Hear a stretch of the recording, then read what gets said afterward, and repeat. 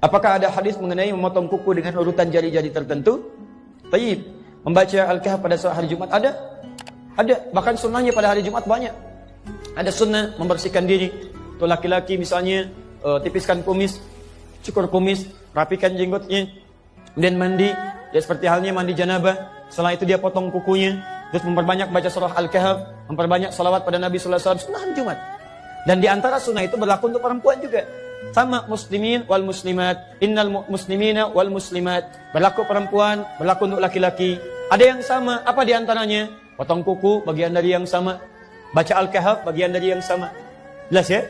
Ya, apa sunnahnya? Mulai dengan yang kanan. Jadi mulai dengan yang kanan, potong yang kanan. Setelah yang kanan selesai, pindah ke kirinya. Ya, dari tangan kemudian pindah ke kaki. Ya, kepala, pundak, lutut, kaki. Yang dimaksud membaca surat Al-Kahf, membaca itu punya dua makna di bahasa Arab. Satu sekedar baca, kedua dipahami. Tapi kalau ada redaksi hadis meminta membaca, itu umumnya memahami. Pahami. Kalau sekedar baca saja, berarti untuk menunjuk pahalanya saja. Tapi dorongan untuk membaca sebetulnya tujuannya memahami. Ibu kan baca sesuatu supaya bisa paham isinya kan? Silakan ibu cek, ibu belajar sesuatu, kalau nggak paham, ibu nggak akan baca. Ya ibu itu membaca supaya paham isinya. Memang cuma Quran yang unik. Quran itu unik. Kebanyakan yang baca itu umumnya tidak paham yang dibaca. Tapi jangan salah orientasi. Baca itu untuk paham.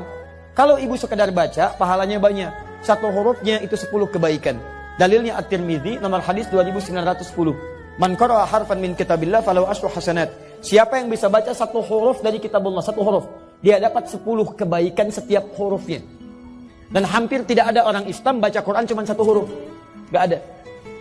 Nun 10. Sudah dulu. Ada. Silakan cek. Bismillahirrahmanirrahim 19 huruf. Al-Kahf berapa ayat? 110 ayat. Berapa huruf? Silakan hitung. Jadi kalau ibu sampai Jumat ini merasa banyak pahalanya, silahkan kalau nggak mau baca Quran. Tapi kalau ibu merasa banyak dosanya, ayo setidaknya banyak-banyak baca Quran. Mudah-mudahan tertutup dengan pahala-pahala kemuliaan. Ayo, siapa yang tidak punya dosa boleh angkat tangan? Boleh silakan. Yang sedikit, yang banyak, lah saking banyaknya nggak bisa ngangkat kan? Ya sama dengan saya, kalau merasa banyak dosanya, belum siap surganya, perbanyak amalan. Cari amalan cerdas. Apa amalan cerdas itu? Satu, amalan yang pahalanya bisa mengalir sampai kita meninggal dunia. Disebut dengan sedekah jariyah. Ibu punya uang 50.000. Bagaimana caranya 50.000 awet sampai ke akhirat? Caranya, misal, cari amalan cerdas, belikan mushaf, kasih ke penghafal Quran. Begitu dia bacakan, setiap dia baca, ibu dapat pahalanya. Amalan cerdas kedua, cari yang amalan ketika dikerjakan, pahala lebih banyak dari biasanya. Kalau ibu mengerjakan amalan biasa, itu pahalanya 10. 10, ibu singkirkan misalnya, maaf ya, ada duri di jalan. Duri itu penghambat, kulit pisang ibu singkirkan, dapat 10 kebaikan. Tapi baca Quran, satu hurufnya 10. Satu hurufnya. Maka cari amalan-amalan yang pahalanya sekiranya melimpah. Nah maaf, membaca untuk memahami isinya. Kalau ibu paham, itu lebih dahsyat lagi. Lebih dahsyat lagi. Pahala semakin banyak lagi. Kemudian yang kedua, itu yang diinginkan untuk diamalkan isinya. Contoh begini. Dulu orang tua kita pernah mendengar gini. Kalau sedang mengandung anaknya ingin laki-laki, ganteng, soleh, baca surat apa? Kalau ingin cantik, soleha, baca surat apa?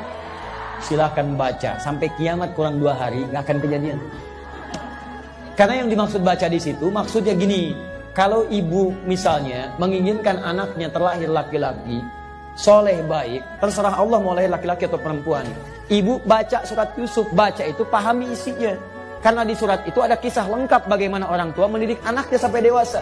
Karirnya bagus, dengan teman-temannya bagus. Nah, saat anaknya lahir, begitu keluar lahir laki-laki misalnya, praktekkan makna ayat tadi. Praktekkan suratnya dalam pendidikan. Bukan cuma dibaca, keluar anak tidak dididik.